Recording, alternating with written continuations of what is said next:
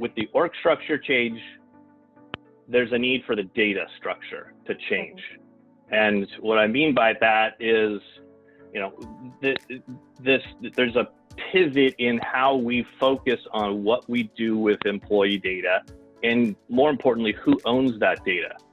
And this is I think a challenge for a lot of people to really think about, but my conclusion is the only way to make this org structure change work effectively is data ownership needs to change. Mm-hmm. Welcome to another episode of the peopleHum interview series. I'm your host Akanksha Kulkarni, and let's begin with a quick introduction of peopleHum.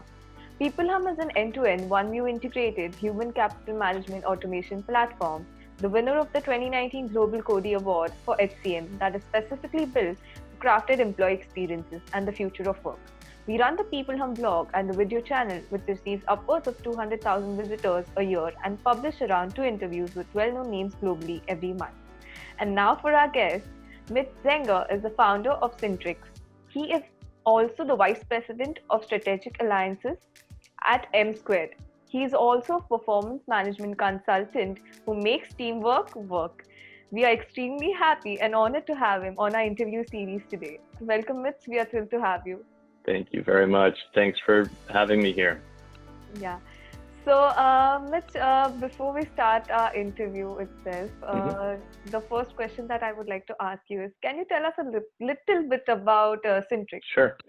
So we're trying to build Syntrix as the HR technology for the 21st century organization. As you know, the organization structure of today is very, very different than it was 100 years ago when we really started to put together a lot of these HR tech and performance related tools. And so, really originally they were set up really to serve HR and the needs of HR and the data and the analytics that were necessary. And that's really evolved.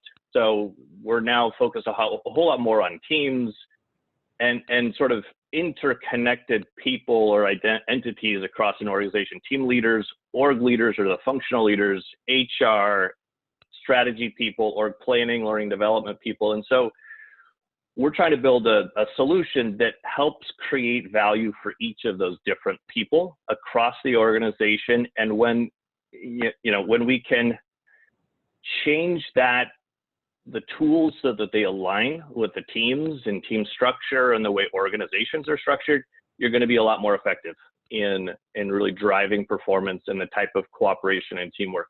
So that's what we're trying to create. So you are just in all doing everything for an organization to help them out.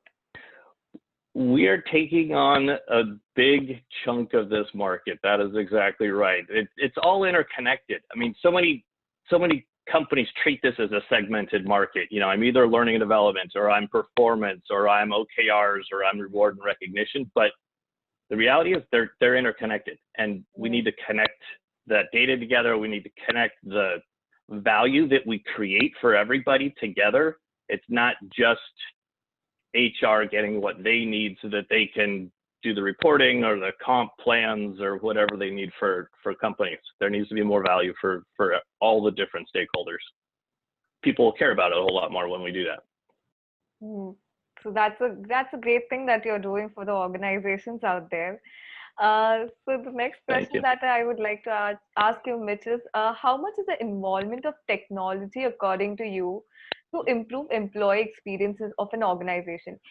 How can it help in improving the spirit of teamwork and loyalty?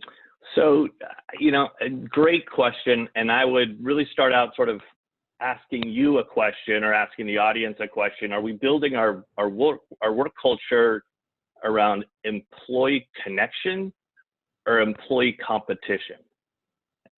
And think about that. Like, most of our tools are really around competition. How do we stack rank our people? Who does the best at this? Who is, the greatest? And let's cut out our bottom performers. That's just all wrong.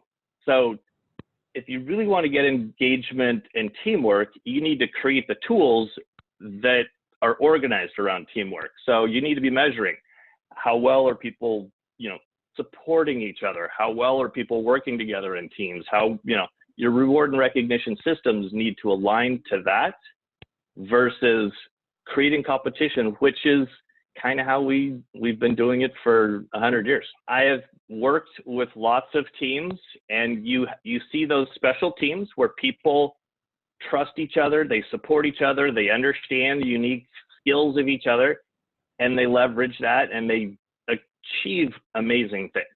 And then I've worked on teams where, you know, passive aggressive behavior, people don't help each other, people are sort of undermining the productivity of, I mean, I've seen this in large organizations. They undermine each other and nothing gets done. You're, you know, losing millions of dollars in lost opportunity as a result of bad behavior and bad connection. And I think our tech stack plays a part in that. I mean, obviously this is very much focused on people, but how the technology that we put to control or manage or monitor people is also plays an important factor or role in that. Right, I completely agree with you on this. And the next question that I would like to ask you, Mitch, is how would you measure team engagement index, and or, you know, what would it constitutes be? Great question on engagement. So team engagement, you know, I think to measure that specifically, there's probably two key questions I would be asking. You know, one is how much, you know, do I enjoy being a part of this team? And it's a personal question, has nothing to do with anybody else. Like, do I like being a part of this? And then the second part of that question, or the second question I would ask is, would I recommend this team to my friends and colleagues?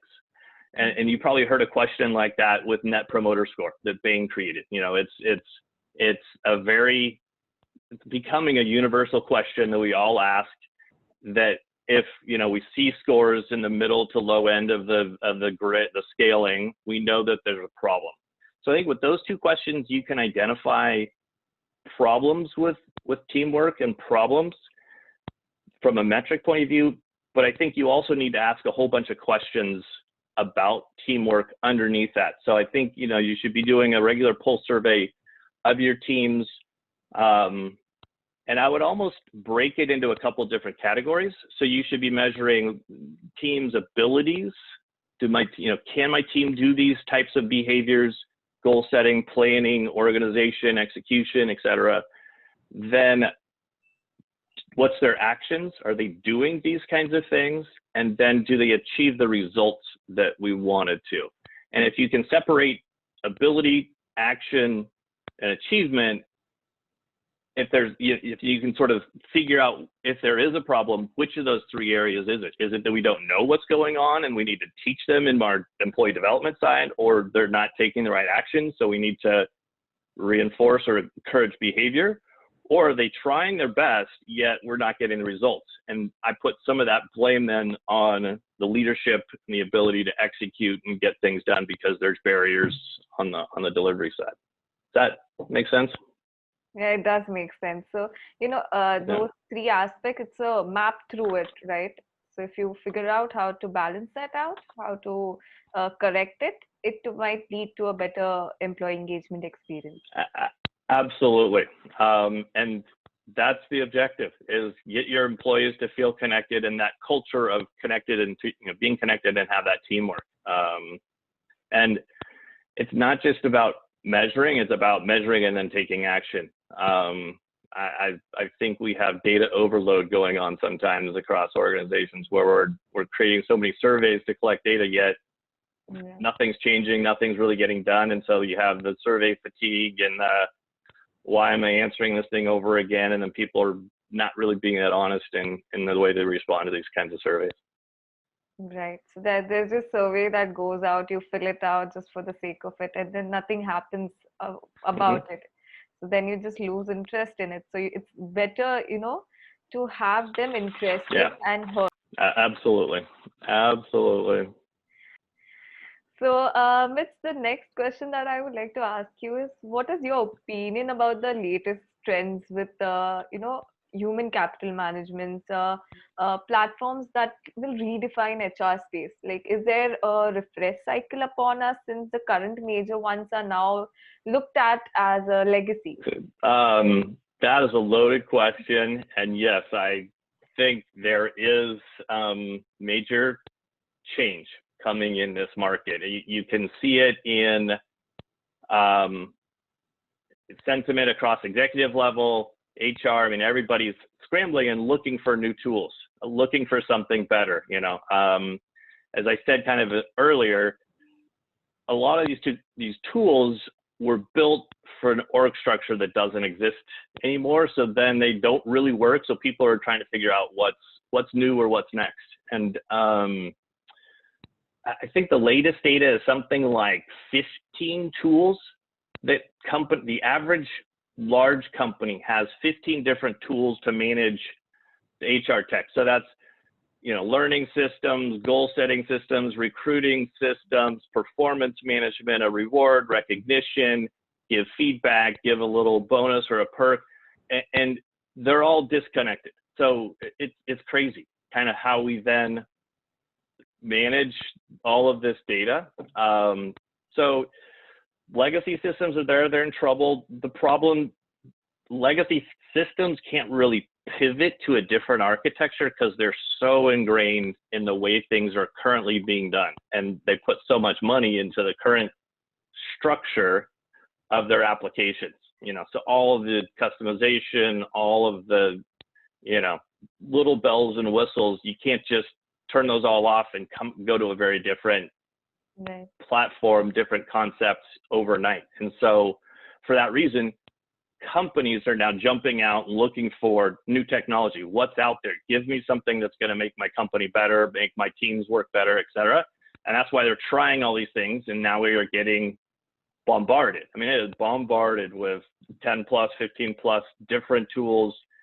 Yeah. It becomes overwhelming. So I think there is going to be, you see it in the investment. I think over the last several years, investment in the HR tech space, people trying to design new tools, venture capital money going into this market is just huge, because people want to see change, and they know that the systems are currently broken, and the big vendors can't figure it out, like I said, because they're too invested in their current sales models and their current, selling to the, to HR, et cetera. Right. So it's a havoc, managing all these different kinds of tools all together. So it's better to have it all in one, and that would really help an organization to manage everything under one roof. That's the long-term goal, is to have it all interconnected, because, I look at going back to data, the data needs to get interconnected, and you can't do, the big growth in this market is people analytics and reporting and metrics and all of that. And the data is it's so messed up and skewed and in so many different databases, it now takes an analytics team of, 10, 20 people to pull the data together to answer some few simple questions that only a handful of people are actually seeing and able to respond to. So if you can standardize that, make that data transparent and available to everybody across an organization, you can transform and really revolutionize who's taking action, how people feel connected to that data and information, and responsible for responding to that. Yeah, I guess that's the exact emotion that we have at peopleHum, and that's why we have tried to, integrate everything all together so that it's better and simplified for people, and they don't have to just go through and jump back and forth through another 15 tools. So yeah, that's the future of this market. It's you can't have it all disconnected, because it's especially, I mean, large companies can hire a people analytics team. Mid-tier companies, they can't. They can barely hire one person, and one person you need a lot more than that to be able to extract all this data, interconnect it, really understand what it means. When somebody says, can you tell me this answer of why I'm seeing problems in this department? Like, they can't do it alone. So like you said, the data needs to get connected together. Yeah. So with the next question that I would ask you is, with the increase of millennial workforce and the gig economy is rising, right? So we have contract workers now for many roles. Correct. So how will you explain leveraging technology to keep the gig workers engaged and involved? So this question is near and dear to my heart. I've been a member of this gig economy or supporting this gig economy for 30 years. So I've been in the consulting world by myself, independent. I've sold consulting services to large tech companies. And, you know, I would ask the basic question. It's almost a flip question. Like, why would we treat gig workers any different than we treat employees? Right. And think about that. It's like when they're here and working for us and we're paying them, like they are part of the team. And I've seen a few companies treat their contingent labor that way, that they just are part of the team. And it's pretty transparent whether you're full-time or, I don't even like to say from the outside, because you're not from the outside. You're part of the team, but you're basically paid differently or paid through a different avenue than the rest of your workforce. But I don't think we should be treating our gig workers any different. I mean,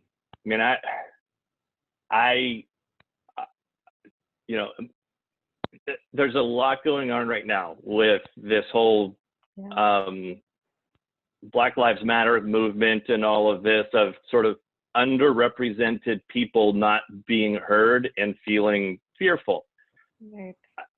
I don't want to project that it's the same, but I would say that to some extent we treat gig workers a little bit in that same way, where they're second-class citizens or they're not the same as the rest of the organization. And I don't think it should be that way. We should treat gig workers just like we do employees, and our HR tech stack should allow for that. So a gig worker should be able to, you know, get feedback. They should be able to, you know, set goals and objectives. They should be able to receive rewards and recognition. And so our tools really should be able to treat people the same, and accommodate gig workers, you know. And then part of, you know, this goes back to who owns the data and who controls it and how you architect your solution. Legacy systems are architected so that it's only for full-time employees. I think new systems really will start to be architected so that contingent workers can bounce around between organizations. They can move from job to job. I can be connected to a team over here for that company, and I can also be doing work for another company over there on a special project, and get feedback or request feedback from any of those people. So the tech stack needs to cut those borders between organizations, and, you know, organizations can't own that data anymore. It needs to be owned by the person, so that they can move the data around between groups. Right. So gig workers should be, you know, just treated equally as the permanent employees, and the balance needs to be there. They need to feel belonged to the organization, and organization should really take into consideration their feelings as well, and make sure that they are not left out somewhere. I absolutely agree.